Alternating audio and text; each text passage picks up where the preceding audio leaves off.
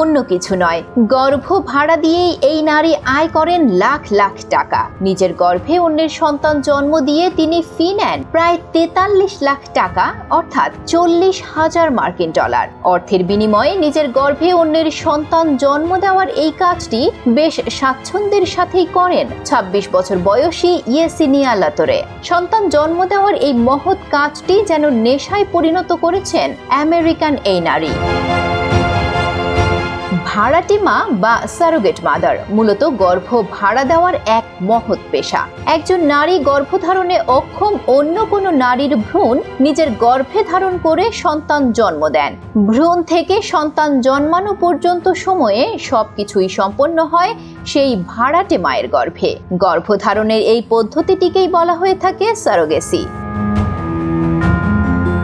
সম্প্রতি new York পোস্টের এক প্রতিবেদনের বরাতে জানা যায় 26 বছর বয়সী তরুণী ইয়েসেনিয়া ইতোমধ্যে 3টি সন্তানের জন্ম দিয়েছেন। এর মধ্যে 2টি সন্তান তার নিজের, আরেকটি সন্তান তিনি অন্য দম্পতির হয়ে গর্ভ ভাড়া দিয়ে অর্থাৎ সারোগেসি পদ্ধতিতে জন্ম দিয়েছেন।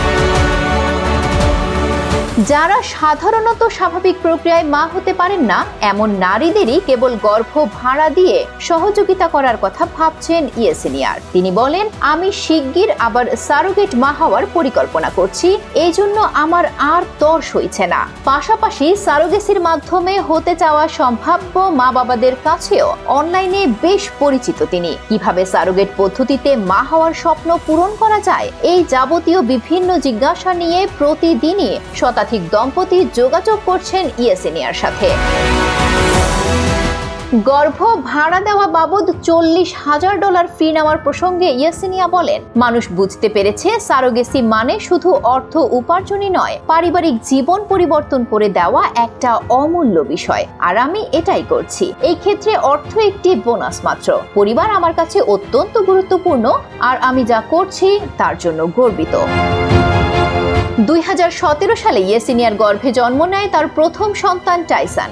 এরপর থেকেই তিনি গর্ভধারণের সময়কার অভিজ্ঞতার নেশায় পড়েছেন। তবে 2018 সালে গর্ভধারণের 5 সপ্তাহ পর ইয়েসেনিয়া গর্ভপাতের শিকার হন। এই বেদনাদায়ক অভিজ্ঞতা তাকে অন্যদের জন্য সারোগেট মা হতে অনুপ্রাণিত করেছিল। 2019 সালের অক্টোবরে দ্বিতীয় ছেলে সন্তান ট্রে জুনিয়রের জন্ম দেন তিনি। এরপর আবারও অন্তঃসত্ত্বা হতে ব্যাকুল হয়ে ওঠেন ইয়েসেনিয়া। ইয়েসেনিয়া বলেন, আমি গর্ভাবস্থার সবকিছুর প্রেমে পড়েছি। আমি বেবি বাম্প, নিয়মিত চিকিৎসকের কাছে যাওয়া ও পেটে শিশুর নড়াচড়াটা বেশ উপভোগ করি। ছেলে হওয়ার পর পরিবার নিয়ে আমি খুশি, কিন্তু আমি আবারও সন্তান জন্ম দিতে চাই।